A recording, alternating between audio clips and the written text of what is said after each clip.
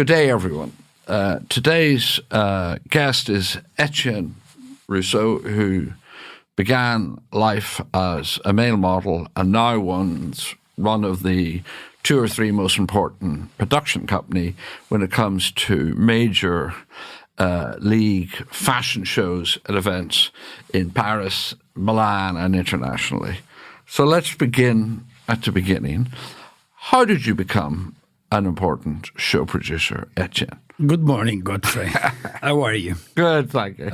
It's an organic story, actually. It started in the 80s, as you say. I started modeling, actually, early 80s, and this gave me the opportunity to travel and to live in Tokyo, in Hong Kong. So when I came back, I was doing two things, still modeling, but I also was art directing a club in Brussels. The club was like the Palace, an old cinema from the 30s. And there was a booming of fashion in Belgium at the time. And the six from Antwerp, as we know them, were kind of born or nearly born, and we got kind of close. I was with them, going to London, going to Florence, working, doing a shoot with Walter van Beirendonck, and stuff like that, and then also started to work with Dries Van Noten as a model first, and then I was a bit selling the collection. It was a small company, so I was cooking. That was one part, and then at the club we were very close to fashion as well. We were doing young designer festival, young designer contest, working with photographers to do exhibition and stuff like that. So it was very close. So when in the late 80s, early 90s, actually, when Dries wanted to do his first show in Paris, he asked me if I wanted to do it. And I said yes. And that's how it started. It started exactly in 1991. I actually I went to Dries' second show in Paris. I'm afraid I didn't make the first one. Tell me, from the beginning, what was your idea of how shows should be produced? Well, with Dries, the way it started, it was definitely always a ping-pong game. It started even before we did the first show, because like when we were doing those little selling campaigns, whether it was in Milan or Paris or London, after we would go to dinner and we would talk and say, oh, if we would do a show, we could do this or we could do that. And so Dries was giving a brief. He was going to that direction with the collection, and then we started interacting and kind of playing this kind of game where it didn't matter where the idea come from as long as it was a good idea. One of the interesting things about Dries, and which is still true, there's always a little bit of hospitality attached to his events. Very, very much. I think Dries always wanted people to feel at home, sort of, and then that hospitality for him is very important. And one time it's Belgian fries. I insist on Belgian fries. One time is a beer in the summer or a glue wine or something like this. But he wants people to feel at ease, and he loves to receive. Well, yes.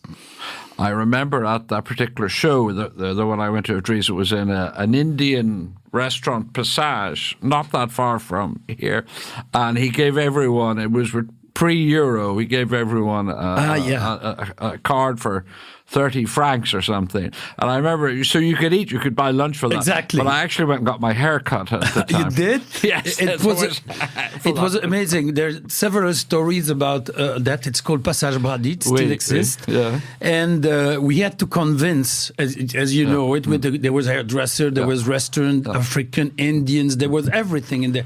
So we had to convince all of those little shops to be part of it. And the way to convince them is say, okay, we print fake money, we give the guests fake money, they can go and spend on the gallery, which actually I didn't know you had a haircut, which is a lot of fun. But it's funny because I still remember the video, and there was like the waiters of the Indian restaurant started dancing, and it was unexpected.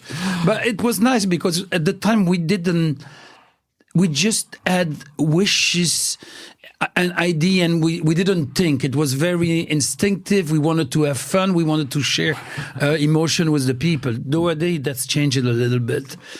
Well, initially you did that, and then, of course, you graduated to much bigger brands. Now yes, slowly. At the beginning, actually, I was doing so at the beginning, and it's interesting for me because I covered a bit, I wouldn't say 360, but almost, because I was doing the show. Then we were taking down the show, we were building the showroom, and then I was getting...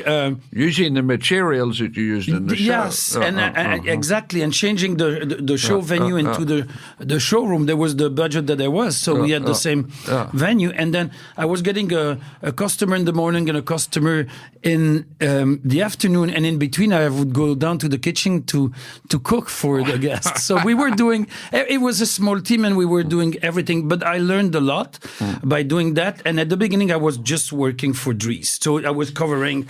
So sometimes he would send me to Tokyo, say, I have nobody to do the showroom, could you please go? Or just Charivari in New York, we have to do a little event, please Etienne, go. And then slowly, yes, I started to get Belgian designers, like the generation after, like Olivier Tesken, Angelo Figus, Yves van der Vorst, and so on. And I started with them. With them, actually, Hermès asked me to do a street casting for them that I never have done, but took my camera, and went to London, went to Amsterdam, went to Brussels and to Paris, and we started doing that. And eventually we did that, and then the lighting, and now since 20 years we produce the show.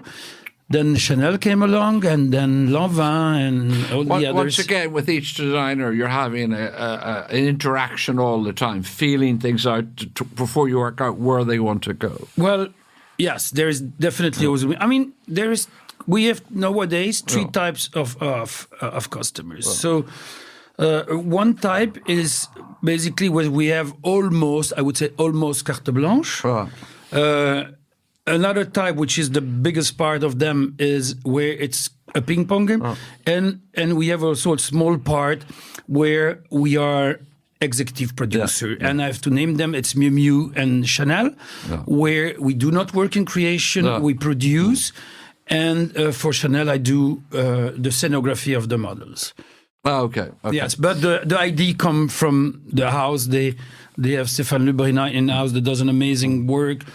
Carl was there. Now it's Virginie. So The one thing that when you bring a nephew or a cousin or a date to your first fashion show, people are often very surprised how elaborate the fashion show can be, how much effort goes in, not so much for money, but ingenuity and preparation and scenography.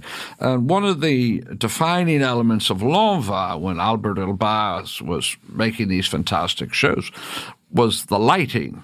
That was particularly set up. Can we talk about that for a bit? Yes, we can. I mean, yes, at Villa Eugénie we are, and myself, I'm in love with lighting. I always said that, and that's not me saying, but I always consider that the most beautiful woman with a bad lighting can look ugly, and the most ugly woman in the world with a good lighting can look extremely interesting. So it's all about lighting, and yes, with Albert, actually, he pushed us to the max, beyond sometimes what was, I would say, the proper lighting should be in a show, but because we wanted to have a lot of emotion, and we ended up creating a signature lighting that you could recognize a show from Lanvin, even not knowing it was Lanvin. You could, by the light, recognize it. And I'm happy that you... How did you do that? What was the actual technique? Well, I mean... It was different technique that we approached. Sometimes it was... kind of very extremely precise technology, and sometimes it was sort of like low key. It was depending, but we always tried with Ignace, which is the light director that I work with since over 20 years, to give an identity. And we still try to do that, try to give an identity to brands with their lighting. We live in an era of data and brands deciding things according to the information they receive. How does that impact on you? I mean, are you interacting with people in that way? Is that helping you make decisions aesthetically? It impacts everybody that in our industry. I think you cannot, as I was saying at the beginning, it was your instinct. You say, I want to do that. I want to, let's do this. Yeah. And you were thinking how to do it. Yeah. You did not think or not as much as the consequences. Nowadays, you have to think 360 of what consequences it could bring or not. So there is freedom, but it's not the same freedom as it was. And of course, I wouldn't say that we sort of do care non-stop about that. Otherwise, you're driven by data, which is impossible. And I think Carl said that he always wanted to be politically incorrect, which I believe is still it's still the way to go. Otherwise, there is no longer creation in the business. And yeah, but it has its importance, and I think it's marketing uses a lot of data, press uses a lot of data, I suppose, and yes, so we are surrounded by data, but I think we also need to push the boundaries.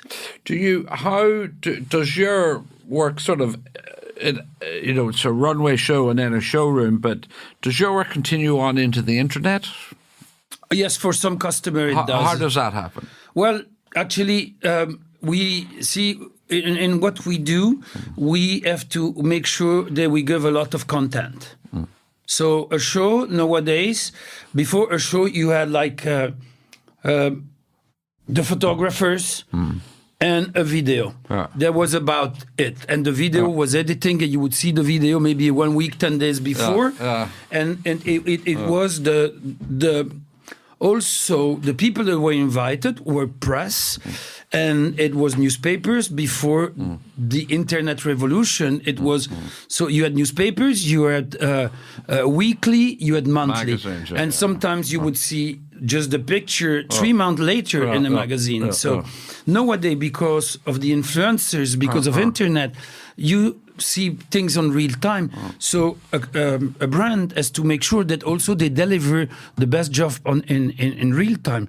So when you come to a show, sometimes you have 50 people working backstage that you don't see, that are working on the content, and they make sure that they have the content they need for the rest of the season, or at least for some good times for the rest of the season. So we really doing content that has to be used in several times. When you take it from the reels they do at the beginning before the show to what they do during the show and what they do after the show. Yes. I mean, I know in the old days when I worked for Women's Wear Daily, you had to get your own photos, we had always a photographer, or you waited till the next day. Now at Fashion Network, if I don't get a link within 2 or 3 hours, I get people to call up the PR. What's happening? Why are you late? It's a much more demanding schedule, and that people expect that nowadays. It's a different world. They do, and it's wonderful because what has changed.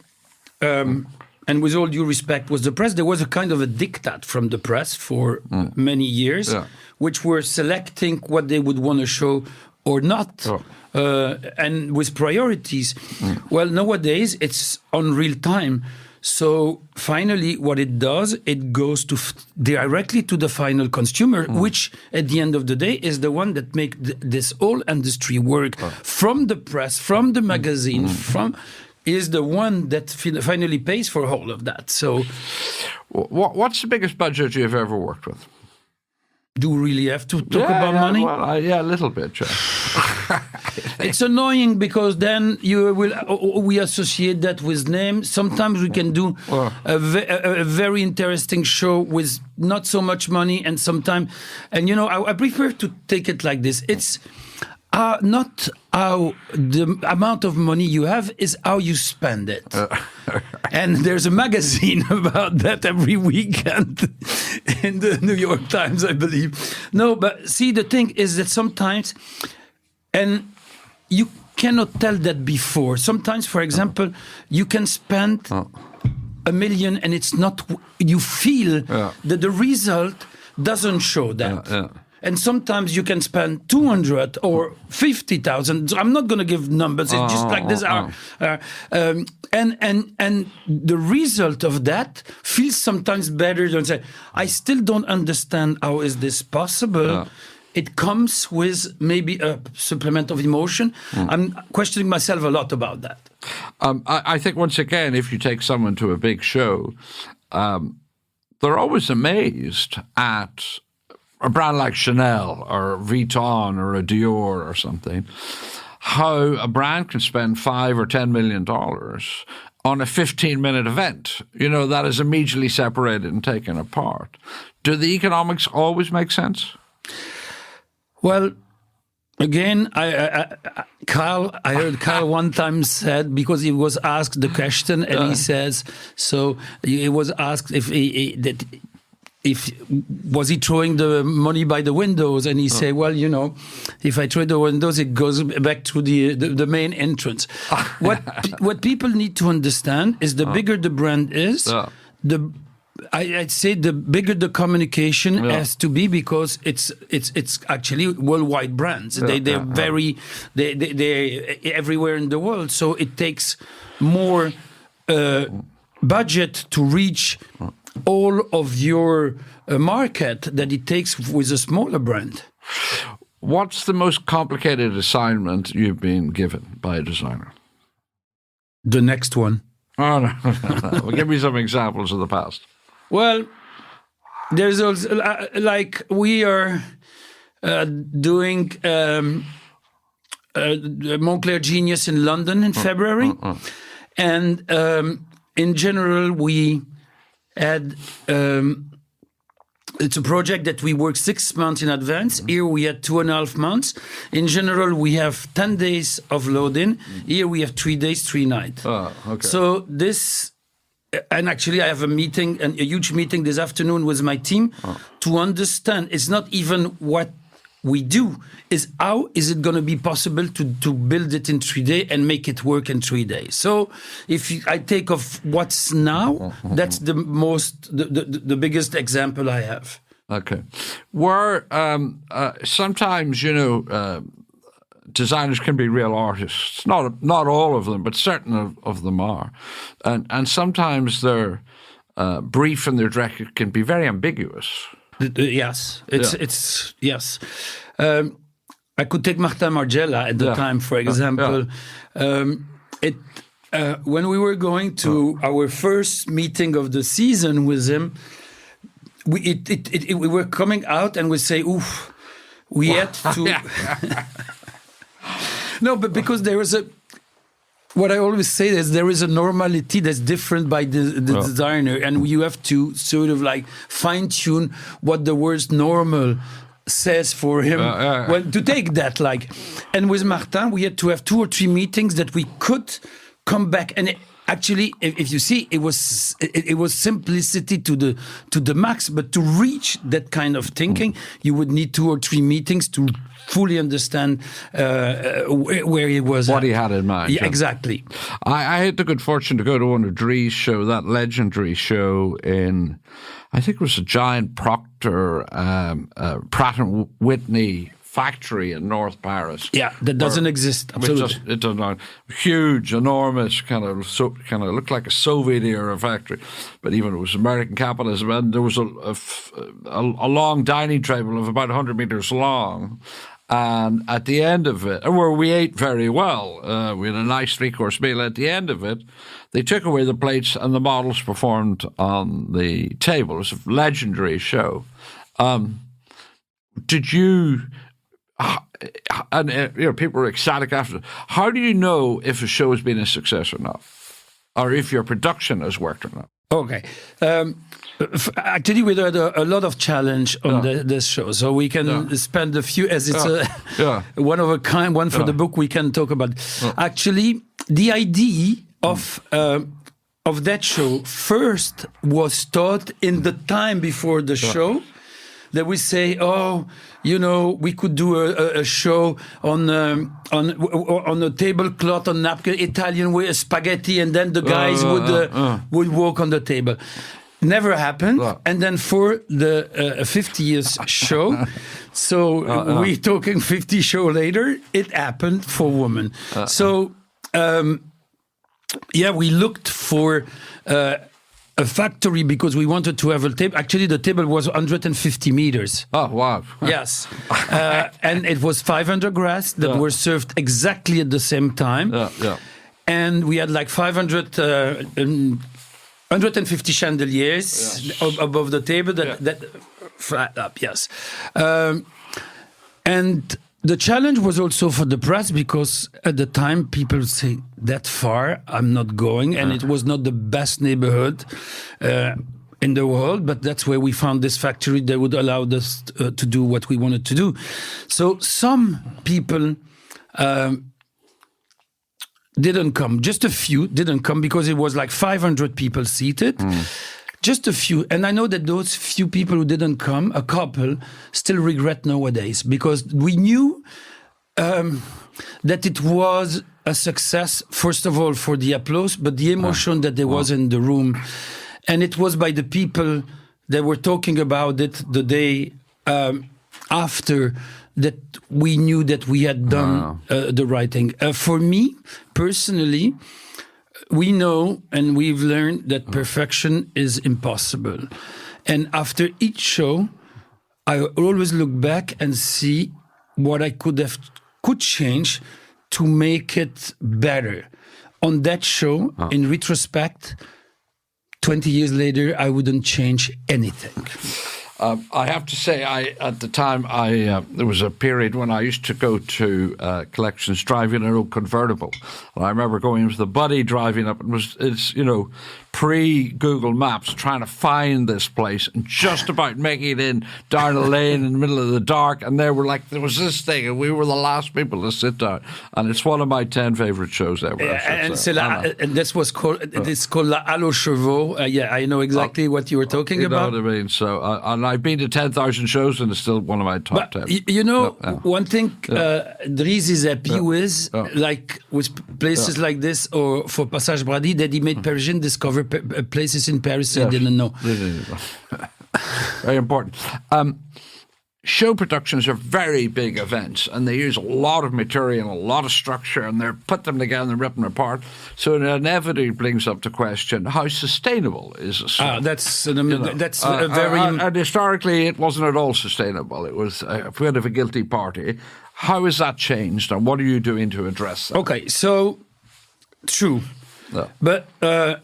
It wasn't at the beginning. Yes, it would be say no. We always thought no. It wasn't. We were just doing and ripping things apart. But then we started working at l'École des Beaux-Arts de Paris, and we were wondering with some of the stuff what could we do with them, and we started giving to school. So there was the very first step, and that's what is around since 3 years. So because we just wanted to, we were using canvas, we were using, so we were given. Then we realized that there was like in a place called La Réserve des Arts that would be a place where you could give, and they would give to theaters, they would give to all of that stuff. So that was the beginning of a thing. Then it became much more serious, and we're talking about RSE, responsabilité sociale, and we personally hired a company that came and do a Polaroid of our practice. So they interviewed all the people that had the doing in the show, whether it's lighting, whether it's decor, So they did that, and it took them quite a few months to do it. And they came to us and said, "Okay, this is your practice. This is what you could change and should change." So we hired them to follow us, to help us. And then the decision was not longer to say, "What do you do after?" It was in the making, in the choosing of the material, and understand how we could put this in the round economy one more time. Within the idea of the show. Yes, that we do. So, give me some examples, but more recently. Like, for example, now Dries doesn't want to see 1 gram of carpet. So Dries, there's nothing to throw away. There was 2 rolls. Yes. There was 2 rolls of thick papers, recycled thick paper for the models to change. Normally, you put a cheap price carpet under their feet for them to change. There was no longer, since 3 shows, it doesn't want that anymore. Now we also find that a company, when you use carpet, they reuse it to insulate houses. So that's interesting. We actually, when cottons, for example, you know about you're in Cairo, right? You were there. I saw you. Yeah. For the men. So there, the cotton that we use was Egyptian cotton. First of all, it was given to association that would make clothes for people in needs. For all of it, the wood that was used was cut at minima, that it could be recycled in the economy and used for something else. So and actually every brand now, every company has a department, and in our company we have a department, and it's a very serious, and it's not only about that. I think the social responsibility goes further. Yes, as I say, but it's also education. It's also women. For one reason or another, I didn't try to be better than another, but in my company, 95% of the workforce is women. So we didn't wait until we say there should be a 50-50 or things like this. We speak 10 languages in the company because I love mixity, and I have people from. I think it's extremely interesting to have point of view that are very, very different. So, but this maybe comes from my Sicilian background, where we had the 16th civilization, and I have a bit of everything in me, most probably. A lot of us old heteros in the industry, you were a man who liked to hang out a little bit and dance and enjoy life, but now you've become a bit of an elder statesman, and you are a regular lecturer, I believe, at EFM, the Institut Français de la Mode, which has become the kind of preeminent fashion college here in Paris. Yes. Tell me about the courses you give there. So it's a workshop that we do every year since 4 years, and I'm extremely happy. At the beginning, I was asked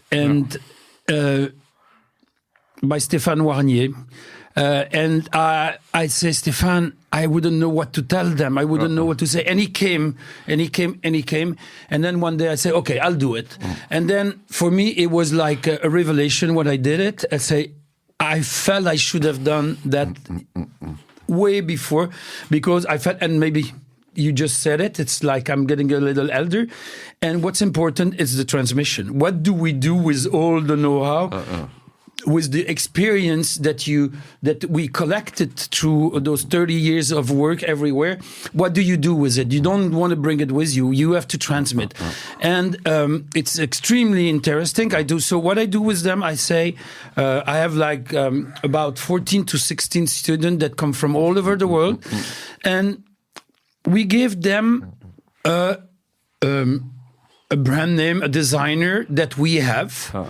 They can choose whatever show it was, and I want them to produce an invitation, to choose a venue, to do a totally different show, communication, to do a party, and what are they going to do with all the basically the everything from Instagram to all the social media? How are they going to 360? Exactly, 360. I want them to have a look at 360 on the brand, but including parties, of course. Yes, there's always have to be a party or a dinner or.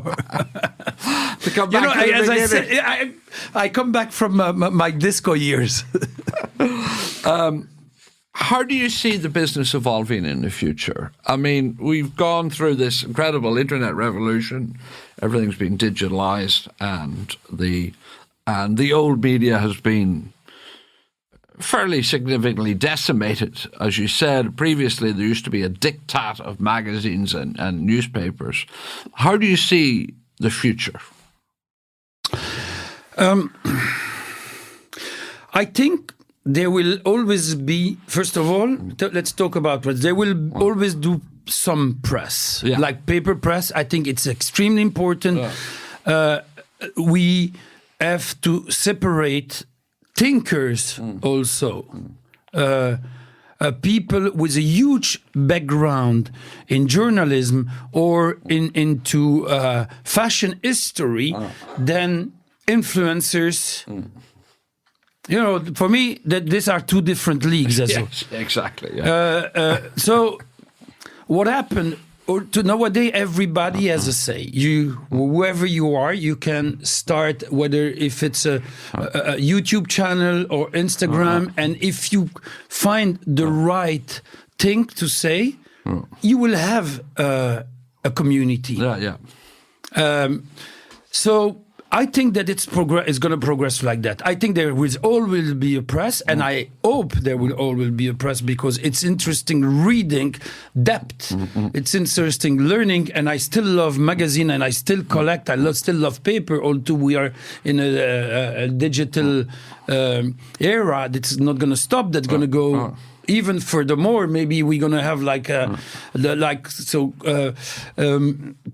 Apple is coming with this 3D glasses thing. I'm curious because soon we're going to have magazine that you're going to see in 3D. So it's going to evolve. The production is going to be done in 3D, most probably the film.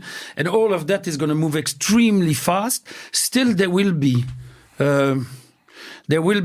paper, I think. And I hope there will be, because it's a very different thing to look at a real good book or a real good magazine and to see an image digital. I think digital is fantastic, but it's fast consuming. During the pandemic, there was a whole theory, or even before the pandemic, first of all, was the whole theory of see now, buy now. That was the future. People would make clothes and sell them instantaneously. That seems to have drifted off. There are practically no see now, buy now photos. Yeah, there are elements of shows where they will sell you bits of them, but basically it didn't really happen. And also in the pandemic, there was a whole theory that the future would become video, that this was not a sustainable business model, that people all got in jets and flew across the world to come to a city twice a year to see the collections. Do you think that's true? Will there be fashion seasons in the future? Because it seems to have bounced back this season to normal. So.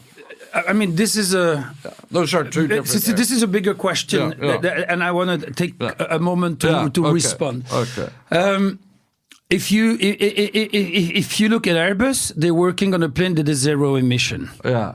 Okay, it's going to take a bit of time, but one day. But I think sooner than we expect. Yeah.